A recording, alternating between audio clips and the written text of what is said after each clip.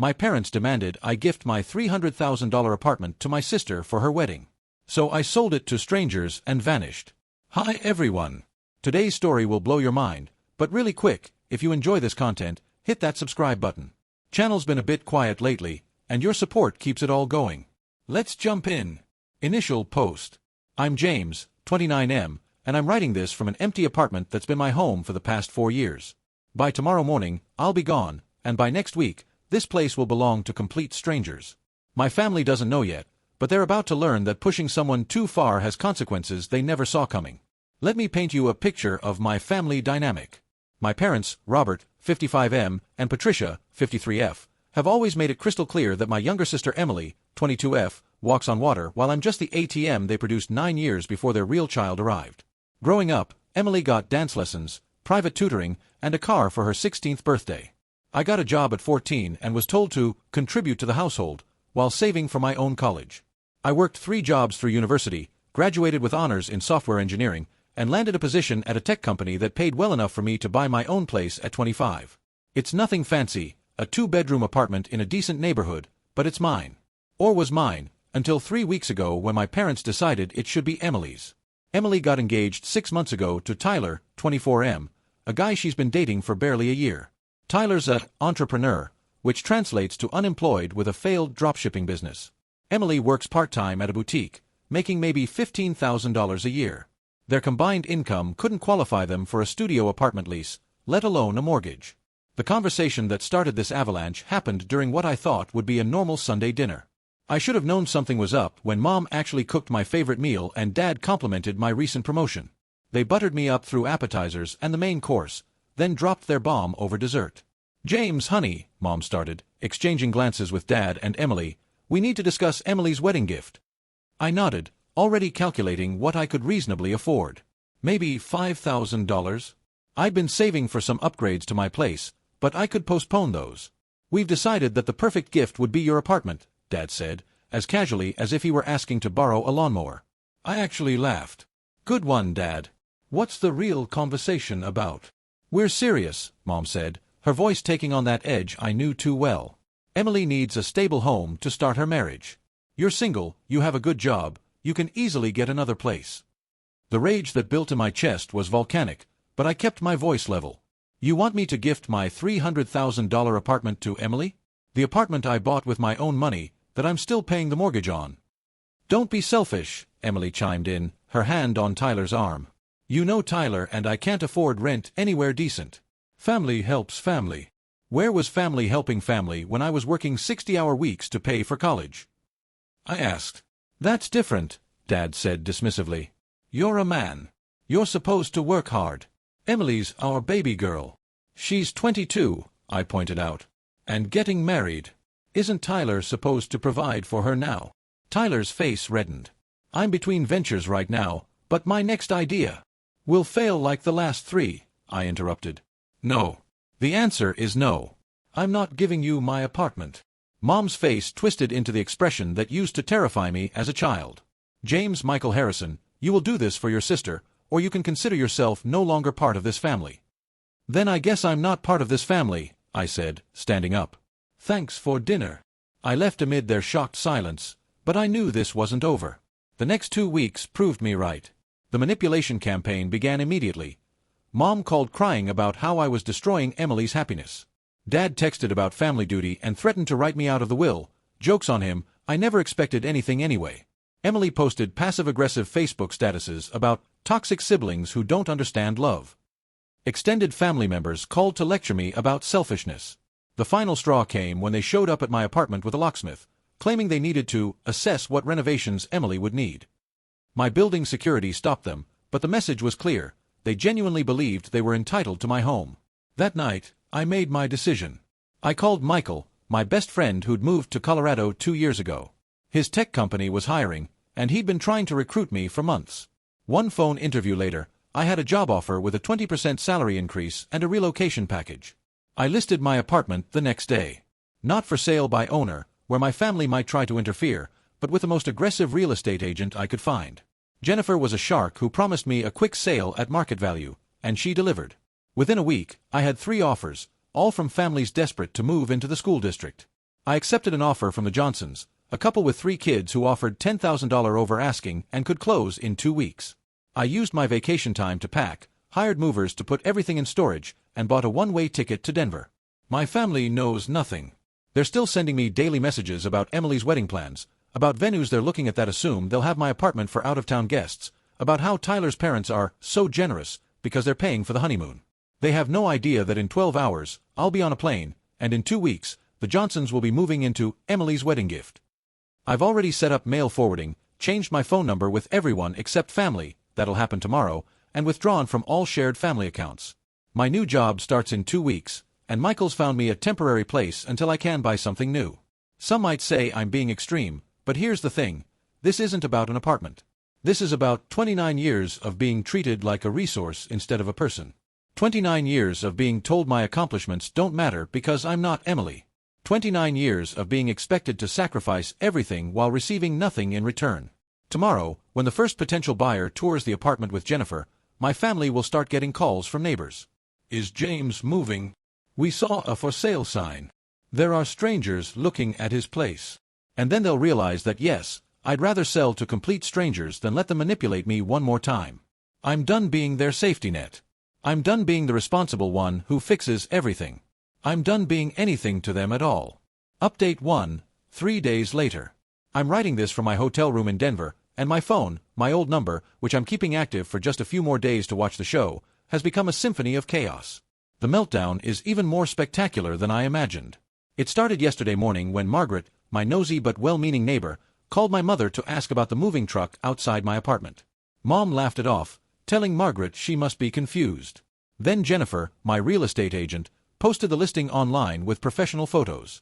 My apartment looked amazing, staged furniture, natural light streaming through the windows, the works. The listing went viral in our neighborhood's Facebook group within hours. Mom called me 47 times before noon. Dad sent 18 texts in all caps. Emily left 6 voicemails, each more hysterical than the last. I didn't respond to any of them, but I did listen to the voicemails for entertainment value. Emily's first message: James, what's this about you selling the apartment? This isn't funny anymore. Call me back. By the 6th, you selfish bastard. How could you do this to me? My wedding is in 4 months. Where am I supposed to live? The real fireworks started when they showed up at the apartment. Jennifer had warned me this might happen and had security on standby. According to Jennifer's gleeful play-by-play, my parents tried to storm in during a showing, screaming that the apartment wasn't for sale and that Jennifer was a scammer. The potential buyers fled, but Jennifer, bless her heart, had everything on video, including my father claiming he owned the apartment and my mother trying to physically block people from entering. Security removed them, and Jennifer threatened them with a restraining order if they interfered again. She also made sure to schedule all remaining showings for times when she knew they'd be at work, information I happily provided. Then came the family conference call. My Aunt Sharon, the family matriarch, demanded I join a Zoom call to resolve this misunderstanding. I actually joined this one, muting myself and turning off my camera, just to watch the show. Where is he? Sharon demanded. He's being a child, Mom seethed. He's actually selling the apartment to strangers rather than helping Emily. Maybe because you tried to steal it from him? Suggested my cousin Anthony, the only family member I actually like. We weren't stealing. Dad protested. We were keeping it in the family. By demanding he give it away for free? Anthony laughed. Come on, Uncle Robert. Would you give away your house to James if he demanded it? That's different, Dad sputtered. How? Anthony pressed. The call devolved into screaming matches between various family members. Some sided with my parents, saying I should step up as the older brother. Others, thankfully, pointed out the insanity of demanding someone gift a $300,000 asset. The best moment came when Emily's future mother-in-law, Karen, yes really, joined the call uninvited. Apparently, Emily had been telling Tyler's family that they'd be living in a family apartment after the wedding.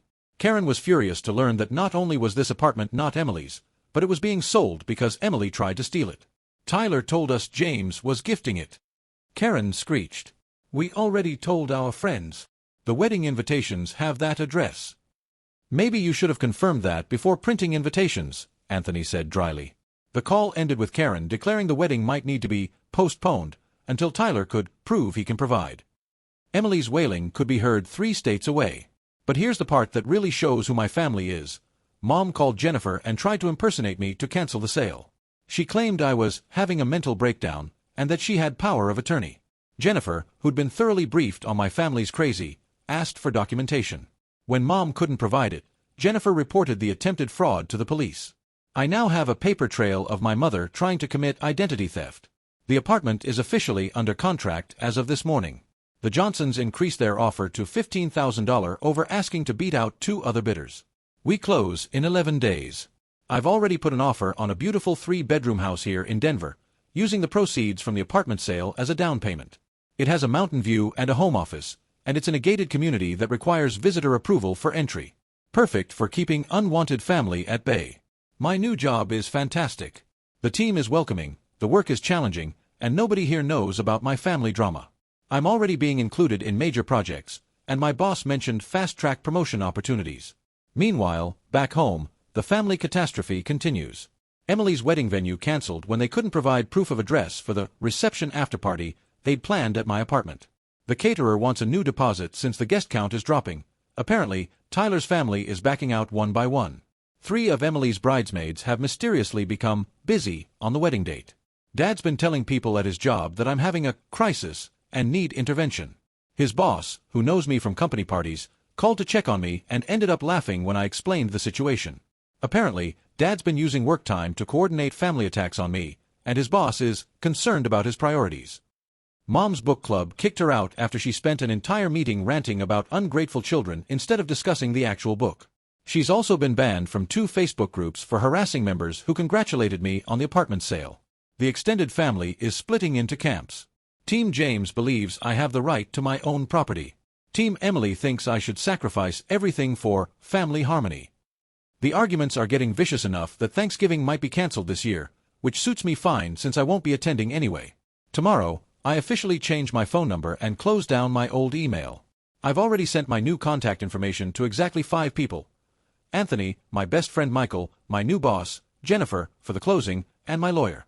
Yes, I hired a lawyer, because I have a feeling this isn't over. Update 2, 2 weeks later. The closing was yesterday. The Johnsons now own my former apartment, and I'm officially a Colorado homeowner. I'm also, apparently, dead to my family, or I would be if they could find me to tell me so. The final week before closing was a masterclass in escalation. When my family realized I wasn't responding to any communication attempts, they went nuclear. Dad hired a private investigator to find me. The PI tracked me down to Denver within 3 days. I wasn't exactly hiding, but when he contacted me to confirm I was safe and not being held against my will, I explained the situation. He actually laughed and said this was the 3rd family dispute he'd been hired for this month where adult children were escaping toxic parents. He reported back that I was fine and requested no contact, then refunded half of Dad's money because this was the easiest case ever. Mom tried a different approach. She called my former employer claiming I'd stolen company property and was fleeing prosecution. My former boss, David, who'd already been filled in when I gave notice, told her that not only had I returned all company property, but I'd also trained my replacement and finished all my projects early. He then called me to warn me about potential slander and suggested I document everything, which my lawyer was already doing. Emily, not to be outdone, started a GoFundMe titled, "Help Me Save My Brother from Himself." She claimed I was having a mental health crisis and needed intervention. She raised $73, all from Tyler's mom Karen, before GoFundMe shut it down for fraud. Turns out, claiming someone is mentally ill when they're not and trying to profit from it violates their terms of service. Who knew? The real drama came 3 days before closing when they got an emergency court injunction trying to stop the sale. They claimed I was mentally incompetent and that they should be appointed as conservators. The judge threw it out in less than 5 minutes when my lawyer presented evidence of my new job, my recent promotion at my old job, my excellent credit score, and the fact that I'd managed to save enough to buy an apartment at 25. The judge also noted that trying to use the legal system to steal property is, itself, a crime, and recommended I file charges. I declined to file charges. I just wanted this over with. The closing itself was anticlimactic. I signed papers at a title company in Denver while Jennifer handled things in my old city.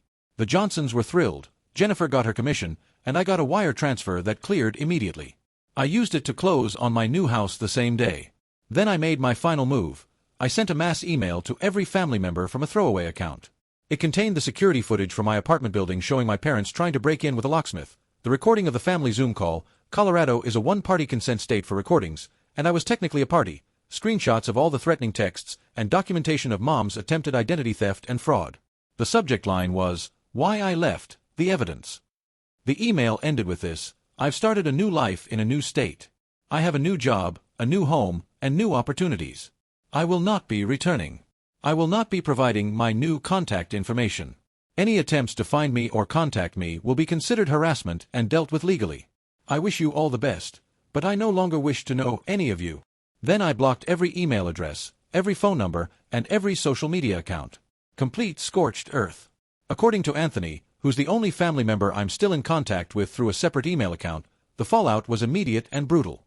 The extended family members who'd been supporting my parents immediately switched sides after seeing the evidence.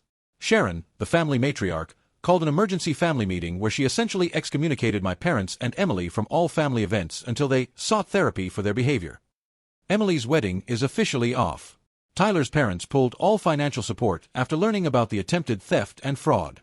Tyler himself dumped Emily via text, saying he couldn't marry into a family of criminals. Emily is now living with our parents, working full-time at the boutique, and posting cryptic quotes about betrayal on Instagram. Dad's job situation has imploded.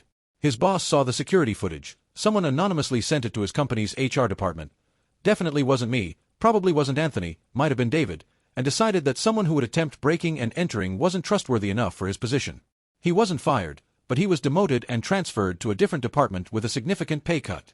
Mom's social life is in ruins. The attempted identity theft became public knowledge in their social circle, and she's been dropped from every committee, book club, and social group she belonged to. She spends her days writing long Facebook posts about ungrateful children that get zero engagement because everyone has unfriended or muted her. The house in my old neighborhood that my parents have lived in for 30 years? They're having to sell it. Between Dad's pay cut, the legal fees from their failed injunction, the private investigator, and Emily's wedding debt, they'd already put deposits on everything assuming they'd have my apartment for equity. They can't afford the mortgage anymore. The irony that they're losing their house because they tried to steal mine isn't lost on anyone. Update 3, 3 months later. I'm writing this final update from my home office, looking out at the Rocky Mountains. There's snow on the peaks even though it's sunny and 70 degrees here in Denver. I've been promoted again. Turns out, when you're not constantly stressed about family drama, you can focus on work and really excel. Who knew? My life here is everything I didn't know I needed. I've joined a hiking club and made genuine friends who know nothing about my past except what I choose to share. I'm dating Sarah, a fellow software engineer I met at a tech meetup. She's heard the whole story and her response was, "Good for you. Want to grab tacos?" She's a keeper. The house is perfect. I've turned the basement into a game room, the spare bedroom into a proper office, and the backyard into a vegetable garden. I'm learning to ski, badly but enthusiastically. I've taken up woodworking. I'm in therapy, not because I'm struggling but because I want to make sure I'm processing everything healthily. My therapist says I'm remarkably well adjusted for someone who essentially divorced their entire family. I found out what's happening back home through Anthony, who visits me once a month. He's considering moving here too. My parents' house sold for less than they owed, forcing them to declare bankruptcy. They're now renting a 2-bedroom apartment in a rough part of town. Dad works nights at a warehouse after losing his office job entirely. Turns out the demotion was just the first step. Mom works at a grocery store and has aged 10 years in 3 months. Emily's life has completely imploded. After Tyler left her, she had what can only be described as a public breakdown, including keying Tyler's car and posting his nude photos online. She was arrested for the car vandalism and is on probation. The nude photos got her sued. She lost her boutique job when she showed up drunk and berated a customer who looked like James. She now works fast food and lives with our parents, sleeping on a pull-out couch in the living room of their cramped apartment. But here's the part that really drives home that I made the right choice. 2 weeks ago, they somehow found my work email and sent a message. Not an apology. Not an acknowledgement of wrongdoing. Instead, it was a demand that I stop being selfish and wire the money for a new house since family helps family. I didn't respond. I forwarded it to my lawyer and my company's HR department. HR has now flagged all their email addresses as spam.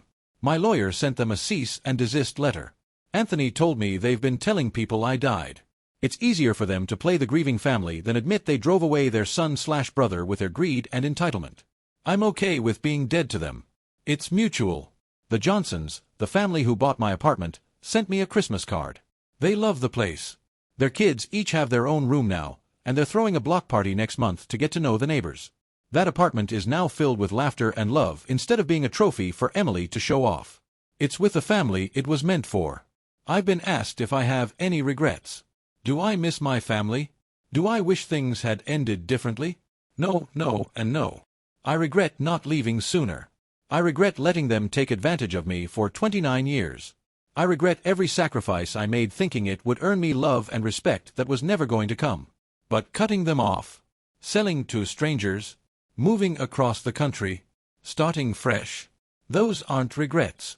Those are the best decisions I've ever made. My therapist asked me to write a letter to my family, not to send, just to process. Here's what I wrote. Dear former family, you taught me that love is conditional, that sacrifice is expected but never reciprocated, and that my value was measured only in what I could provide. These were valuable lessons, just not the ones you intended. You taught me to recognize toxicity, to value myself, and to build boundaries so strong that even family can't break them. You taught me that DNA doesn't make a family. Respect, love, and mutual support do. You gave me the strength to walk away, the courage to start over, and the wisdom to know that some bridges aren't worth maintaining, they're meant to be burned. So thank you. Thank you for showing me exactly who you are, so I could decide who I wanted to be. Thank you for pushing me so far that I had to save myself. Thank you for being so awful that leaving was easy. I'm happy now. Genuinely, authentically happy. I wake up without dread, go to sleep without anxiety, and live my days without obligation to people who don't value me. You always said family helps family. You were right. I helped myself by leaving you. As the son and brother you never deserved. I'll never send it. They wouldn't understand it anyway. They're still waiting for me to come crawling back, to apologize, to beg for forgiveness. They'll be waiting forever. Some people asked if this story has a happy ending. It does, just not the one my family would have written. Emily didn't get her free apartment. My parents didn't get to control me. The wedding didn't happen. They didn't get their way. But I got my freedom. I got my self-respect. I got a life where I'm valued for who I am, not what I can provide. I got a chosen family of friends who support me. I got a career that's thriving without the constant drain of family drama. I got peace. So yes, this is a happy ending. My happy ending. And I earned every bit of it by having the courage to sell that apartment and walk away from people who only saw me as a resource to be exploited. If you're reading this and you're in a similar situation, wondering if you should take that drastic step, if you should cut those toxic ties, if you should choose yourself for once, do it. The guilt fades. The fear passes. The freedom is forever. I'm James, I'm 30 now, and I'm finally free. Final thoughts, 6 months later. One last update, because life has a sense of humor. Last week, I got a notification that someone had tagged me in a Facebook post. I'd forgotten to block one distant cousin. The post was from Emily, announcing her engagement to a man 43 years her senior who she met at her fast food job. He's her manager. The wedding is next month at the courthouse. The comments are brutal. Even family members who stayed neutral in our conflict are expressing concern about this rushed relationship. Mom and Dad are trying to spin it as a positive, talking about how mature Emily's new fiancé is and how he'll provide stability. Anthony sent me screenshots of the family group chat. Dad's trying to convince everyone this is good news because the fiancé owns a trailer and 3 cars, all from the 90s. Mom's already calling herself Grandma because the fiancé has 4 kids from 3 previous marriages. Emily's posted exactly 1 photo with him, and she looks dead inside. Meanwhile, I just closed on my second property, a rental investment in a ski town. Sarah and I are planning a trip to Europe this summer. My investment portfolio is thriving. I sleep 8 hours a night and haven't had a stress headache in months. The cousin who tagged me added a comment, maybe you should ask James for the apartment now. It got 17 likes before Emily blocked her. I am living proof that the best revenge isn't actually revenge, it's success. It's building a life so good that the people who try to tear you down become footnotes in your story rather than main characters. My family wanted my apartment. Instead, they got exactly what they deserved, each other. And me. I got everything else. The end. Edit. Since some people have asked, yes, this is real. Yes, I'm still in therapy. Yes, Sarah knows about this post and laughed for 10 minutes straight. No, I haven't had any contact with my family since the cease and desist letter. And yes, the Johnsons still send holiday cards. Their oldest kid got into the gifted program at school. That apartment is exactly where it should be.